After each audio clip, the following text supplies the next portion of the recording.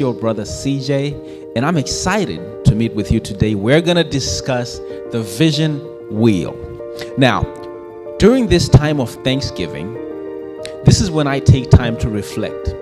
And in this time, in this season, I reflect on our vision and our goals as they relate to our vision so far in this year. Now, we have plans that we have made as a ministry. I have plans that I have made personally, and what I do is I look through my journal and I go through step by step to see how far we have come, what we set out to do, and where we currently are. And when I'm done with this reflection, I look at where were we successful and where did we fall a little short. How did we execute, and where can we succeed, or where can we better execute for our vision more efficiently for the following year.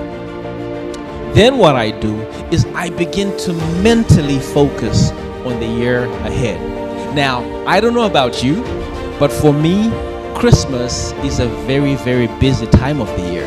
And so I use this time of Thanksgiving to be able to mentally reflect on what I want to do in the brand new year, because during the work week of Thanksgiving is when I have time to reflect. And so here's what I did. I went into a meditation period, and during my meditation, I came up with a message called the Vision Wheel. We're going to speak about the four things, the four stages of the Vision Wheel. But before I get there, the Vision Wheel, these stages are what help you to be able to go from vision to the manifestation of what your vision is. I believe that a good example is worth twice as much as good advice. And so I'm going to share with you the example, okay? Mentally, I walked into 2023, and there I saw our event space completed. I saw the Sports Academy Center launched and very successful.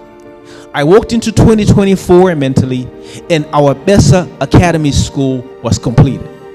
I walked into 2025, and in 2025 we had completed more than 100 Bessa School Academies from partnering with many of our leaders and people around the world.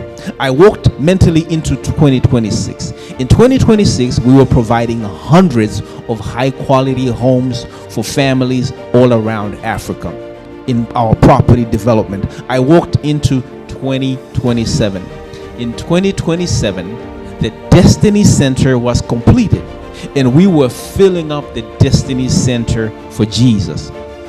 I saw myself flying into the Destiny Center arena in a helicopter, wearing a blue suit, and I had my children with me.